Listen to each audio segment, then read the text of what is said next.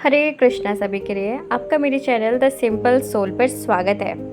आज हम बात करेंगे कि सच में पितृ श्राद्ध ग्रहण करते हैं। तो पद्म पुराण में आया है कि प्राचीन काल में भगवान श्री राम जब भगवती सीता तथा लक्ष्मण के साथ चित्रकूट से चलकर महर्षि अत्रि के आश्रम पर पहुंचे, तब उन्होंने मुनिश्रेष्ठ अत्रि से पूछा, महामुने, इस पृथ्वी पर कौन कौन से पुण्यमय तीर्थ हैं जहां जाकर मनुष्य को अपने बंधुओं के वियोग का दुख नहीं उठाना पड़ता और वहां का श्राद्धादि कर्म पितरों की सद्गति में हेतु बनता है। भगवान, यदि कोई ऐसा स्थान हो तो कृपा करके वह मुझे बताइए। मुनिवर अत्रि बोले, वत्स राम, आपने बड़ा उत्तम प्रश्न किया है। मेरे पिता ब्रह्मा जी द्वारा निर्मित एक उत्तम तीर्थ है जो पुष्कर के नाम से विख्यात है। वहां जाकर आप अपने पितरों दशरथ आदि को श्राद्धादि पिंडदान से तृप्त करें। वहां पिंडदान करने से पितरों की मुक्ति हो जाती है। ये सुनकर राम जी बड़े प्रसन्न हुए। उन्होंने पुष्कर जाने का मन बनाया। वे यक्षवान पर्वत, विदिशा नगरी तथा चरमणवती को पार करके यज्ञ पर्वत गए।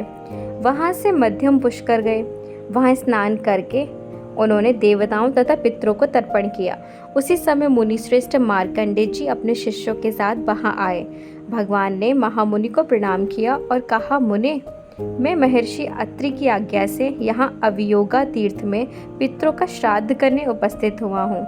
मार्कंडेय जी ने कहा, हे रघुनंदन, आप बड़ा ही पुण्य कार्य करने जा रहे हैं। आप यहाँ राजा दशरथ का श्राद्ध कीजिए। हम सभी विप्रगण श्राद्ध में उपस्थित रहेंगे।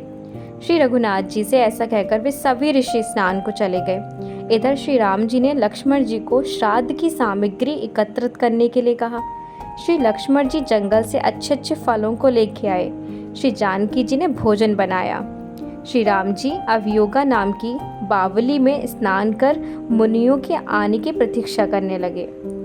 दोपहरी में जब कुतुब बेला दिन में 11:30 से 12:25 तक का समय जब आया, उसी समय ऋषिगण उपस्थित हो गए।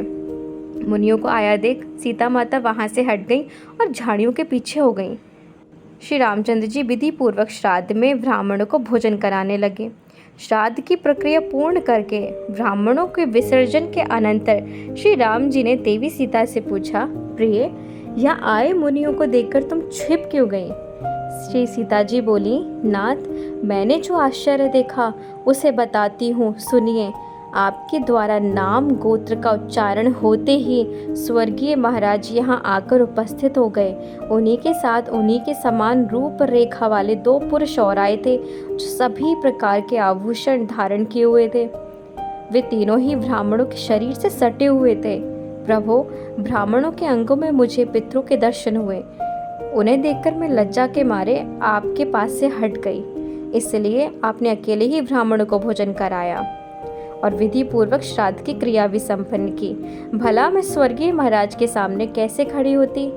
ये मैंने आपसे सच्ची बात बताई है। ये सुनकर श्री राम जी तथा लक्ष्मण जी को बड़ी प्रसन्नता हुई।